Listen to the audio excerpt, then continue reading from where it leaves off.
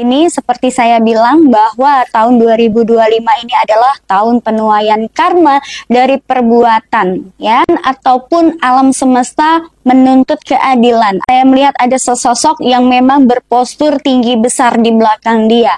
Kalau saya melihat ini ada kaitannya dengan Gajah Mada atau Sumpah Palapa, saya bilang ini adalah penuaian karma, termasuk orang-orang besar nanti yang akan tersingkirkan, dan ini adalah proses pembersihan alam semesta yang adanya beberapa fenomena alam yang memang terjadi di bulan September, bahkan ini akan terjadi juga sampai akhir tahun ini. Akan banyak bencana di sini, tentunya salah satunya adalah adanya bukti akan adanya gerhana bulan yang menandakan bulan ini akan berwarna merah semerah darah.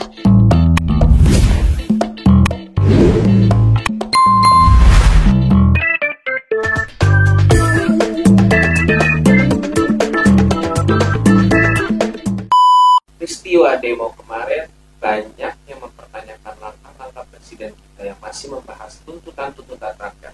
Bisa dilihat ya dari sisi spiritual, apakah ada sosok yang sedang melindungi presiden kita?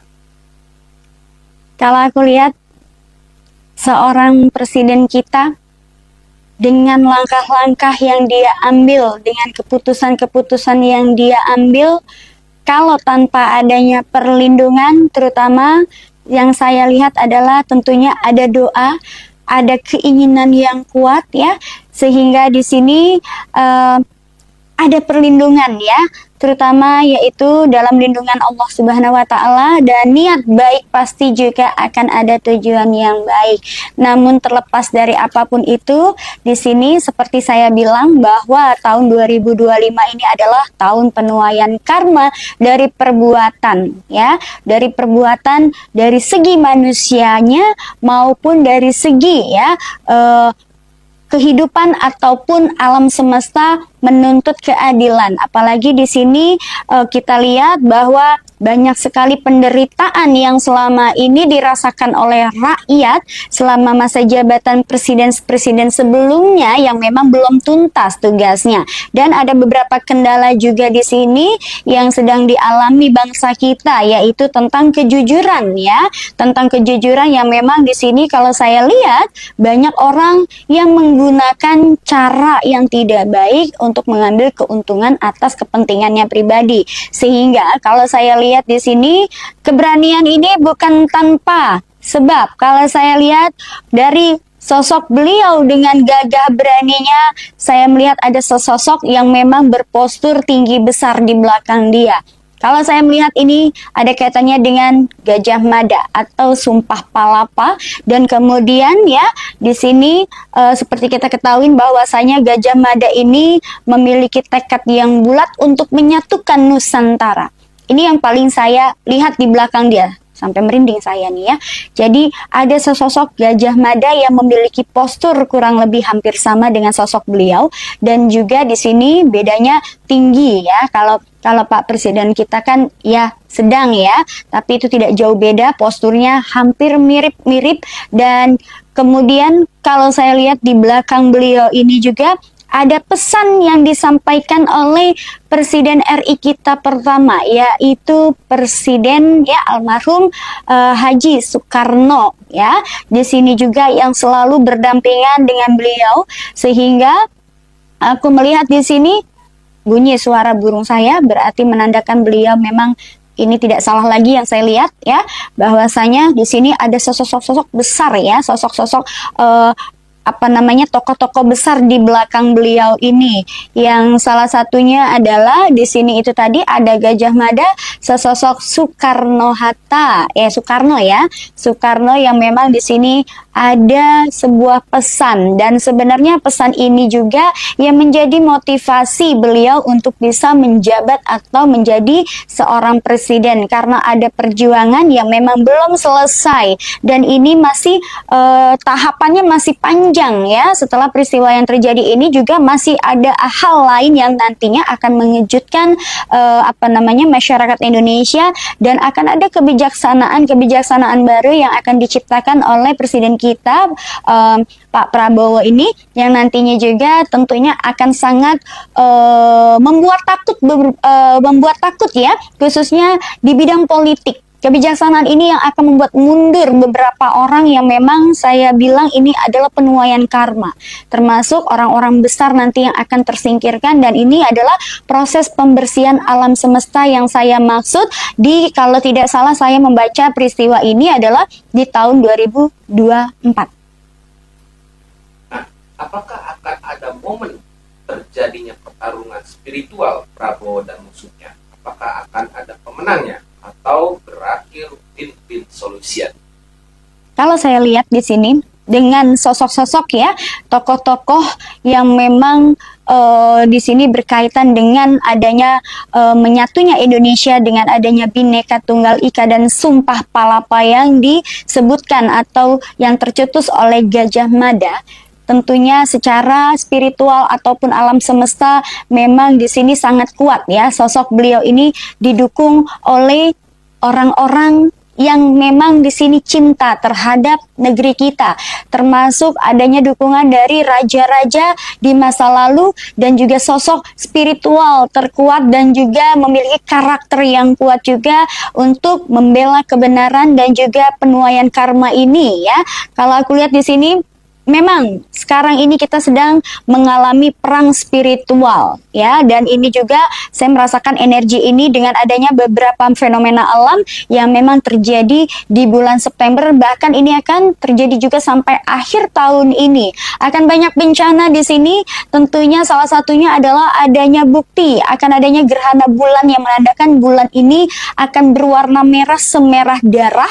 Ini yang menandakan bahwa ini kuat sekali, fenomena alam ini menunjukkan bahwa memang sedang ada perang spiritual ya yang dilakukan oleh presiden kita dan beberapa musuhnya, dan ini adalah menyangkut ke depannya kehidupan Indonesia dan kemajuan Indonesia untuk beberapa tahun ke depannya. Apakah betul Indonesia ini akan hilang ataukah akan menjadi suatu peradaban baru yang tentunya ini akan memberikan keadilan bagi seluruh rakyat Indonesia? Yang dipertanyakan adalah sila kelima yang belum berjalan seimbang dalam pemerintahan Indonesia. Dari pertarungan spiritual itu, apakah dampak besar bagi Indonesia? Dampak terbesarnya adalah terutama di sini di tahun 2025 ini, seperti saya bilang ada beberapa fenomena alam. Salah satunya di sini adalah adanya bentuk bulan bulat yang menandakan adanya pertumpahan darah berwarna merah darah. Bahkan di sini juga akan ada beberapa fenomena alam yang berkaitan dengan gunung berapi yang akan meletus berbarengan ya dalam satu waktu dan mengeluarkan lava yang menandakan itu adalah ada pertarungan dan itu ada yang kalah dan ada yang menang. Kita lihat nanti apakah terjadi sesuatu hal yang memang akan mengguncangkan Indonesia kita ini. Kalau aku lihat di sini akan ada beberapa daerah yang nantinya juga akan ada tenggelam atau satu daerah yang akan hilang, dan bahkan ini akan ditandakan dengan adanya kemenangan itu dengan adanya megatrust yang kita tunggu-tunggu atau tsunami besar yang akan menyapu bersih orang-orang yang nantinya berkaitan dengan penuaian karma ini. Artinya adalah orang-orang besar yang memang sudah terlalu lama ya menikmatin hasil bumi Indonesia ya, maka bersiaplah untuk orang-orang besar ini yang terlalu korup ini nanti akan tersapu bersih dengan ditandainya akan adanya Gunung Merapi yang datang dan juga di sini akan meledak ya ataupun akan meletus secara bersamaan. Akan ada lava panas juga nanti yang kita lihat nanti daerah mana yang paling terburuk ya, dan kemudian ini yang aku takutkan adalah bahkan akan ada fenomena penyapuan bersih yang akan terjadi di Indonesia dengan ditandai adanya tsunami ataupun gelombang besar dan angin besar yang menandakan di sini penyapu bersihan untuk ya penuaian karma bagi mereka-mereka yang sudah terlalu lama untuk mengambil hasil ya bumi Indonesia ataupun ini tadi ya terlalu orang-orang yang terlalu korup. Bagaimana akhir cerita dari tuntutan rakyat 17+8 baru-baru ini? Hasil tuntutan rakyat ini saat ini sedang dalam masa diskusi dan sedang masa panas ya, bahwa ada beberapa tuntutan-tuntutan tersebut yang harusnya ini terrealisasi, mungkin akan ada penolakan dari sebagian ataupun sekelompok orang-orang yang memiliki kepentingan yaitu kepentingan sendiri ya. Saya tengok di sini ada pro dan kontra di dalam sebuah pemerintahan ini, tapi atas dukungan rakyat di sini yang menyebabkan nantinya memang tuntutan ini akan terrealisasikan, karena kalau tidak maka negara kita tercinta ini akan hancur ya. Seperti yang kita lihat dari demonstrasi yang terjadi beberapa waktu saat yang lalu, banyak sekali fasilitas-fasilitas umum fasilitas-fasilitas umum yang memang sengaja dirusak, dan ini adalah bentuk provokasi supaya mereka tidak fokus kepada apa yang menjadi tuntutan rakyat. Tapi insya Allah apapun itu, segala kejahatan atau keburukan, seperti aku bilang, tahun 2025 adalah tahun penuaian karma, maka di sini tuntutan rakyat ini akan terrealisasi, walaupun pada akhirnya di sini akan ada yang namanya perang ya. Aku melihat akan ada namanya perang, tapi di sini perangnya lebih kepada perang dingin antar segerombolan kelompok atau beberapa orang yang memang di sini memiliki tujuan untuk bisa menguasai ya perekonomian Indonesia. Tapi pada akhirnya di sini perang ini pun akan berakhir dengan adanya beberapa golongan orang yang nantinya akan keluar dari parlemen Indonesia ya, di bidang parlemen yang berada di Indonesia. Dan ini juga yang menandakan sudah akan adanya pertanda baik untuk tahun-tahun berikutnya, akan ada perubahan ya bagi masyarakat Indonesia. Namun di sini akan terkendala.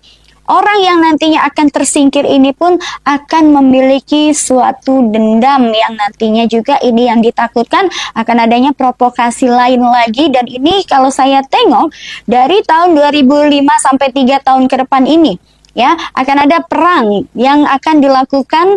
Saya lihat di sini ada 4 keluarga nanti, ada 4 trah yang nanti akan berperang ini. Saya tidak bisa sebut 4 trah ini apa saja ya, karena ini nanti akan menjadi suatu hal yang menghebohkan, yang tentunya ini suatu ketika nanti satu trah yang akan menang. Dan di sini trah ini juga trah yang paling terkuat, dan memang ini adalah generasi penerus berikutnya yang memang sudah dititipkan oleh sosok yang di belakang. Salah satunya adalah Insinyur Soekarno ya, didukung oleh seorang sosok tokoh inilah yang nantinya akan menjadi pemenangnya. Cara kita menjaga diri dari banyaknya provokator dan hoax, cara kita tetap bisa mengeluarkan suara dengan aman di tengah huru-hara ini.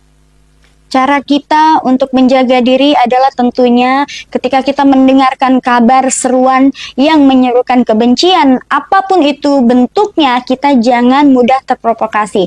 Tetap tenang, perbanyak zikir, kemudian kita juga harus melihat ya, berita ini pro dan kontra itu untuk suatu kemajuan negara itu pasti akan ada. Tapi apapun itu, kalau kita pintar, kalau kita ini diimbangi dengan ya dasar keimanan kita yang kuat, kita akan bisa melihat dan memilih apakah itu benar ataukah tidak. Intinya adalah jangan mudah terprovokasi dengan isu-isu yang menyesatkan, apalagi isu-isu yang berkaitan untuk melakukan suatu kejahatan ataupun provokasi untuk pemecah belah Bhinneka Tunggal Ika kita. Bahwasanya ingat satu hal, ketika zaman dahulu bagaimana Indonesia ini dimenangkan oleh penjajahan Belanda ya, waktu itu kan Indonesia dijajah oleh Belanda. Bagaimana beliau memperjuangkan Indonesia sampai dengan merdeka.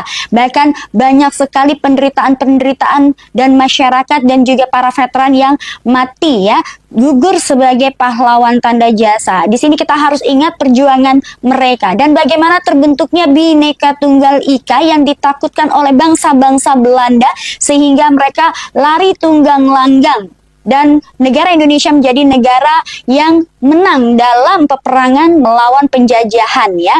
Itu yang harus kita ingat ya. Sejarah tidak akan pernah berbohong, tapi terkadang manusia bisa memutarbalikkan fakta dari sejarah tersebut. Maka kita harus lebih bijaksana lagi. Ingat ketika kita terprovokasi, ingat bagaimana dulu bangsa kita dijajah dan kita memperjuangkan kemenangan kita sampai dengan hari ini. Tanpa adanya perjuangan, kita tidak akan menjadi negara yang besar yang akan ditakuti oleh bangsa asing lainnya. Bahkan untuk saat ini beruntung dan bersyukur bahwa Indonesia ini menjadi salah satu negara yang memang paling ditakutin di wilayah Eropa dan negara yang paling terkaya karena kita memiliki sumber daya alam yang baik, bahkan yang membuat kaya. Dan ingat ini, beberapa hal inilah yang menjadi kekuatan untuk bangsa lain untuk menyerang Indonesia, harus berpikir, harus memiliki planning yang kuat. Dan bahkan di sini mereka meyakini bahwa masyarakat Indonesia ini adalah masyarakat yang kuat. Tapi dengan kekuatan Bhinneka Tunggal itulah mereka memecah belah ras, suku, bangsa, agama yang untuk bisa diprovokatori. Maka di sini sebagai masyarakat Indonesia patutnya kita berbangga diri dan kita perlu waspada dengan adanya ekspansi luar yang tentunya akan merusak kesatuan negara Republik Indonesia, yaitu terutama Bhinneka Tunggal Ika kita dan agama kita. Ingat, Bhinneka Tunggal Ika, kita berbeda-beda tapi tetap satu juga ya, satu bangsa, satu tanah air, dan negara kita, negara Indonesia yang memiliki kedaulatan republik di mana masyarakat kita bebas untuk menyuarakan, tapi tetap harus kita mementingkan yang namanya adalah etos gotong royong ataupun musyawarah untuk mencapai mufakat, bukan dengan cara membakar-bakar fasilitas ataupun dengan cara anarkis dan juga kemudian seruan-seruan untuk kebencian. Ingat, kebencian, seseorang yang menyerukan kebencian atau untuk memecah belah bangsa kita itu adalah provokator dan itu tidak baik, itu akan melemahkan bangsa kita. Ingat satu hal itu saja.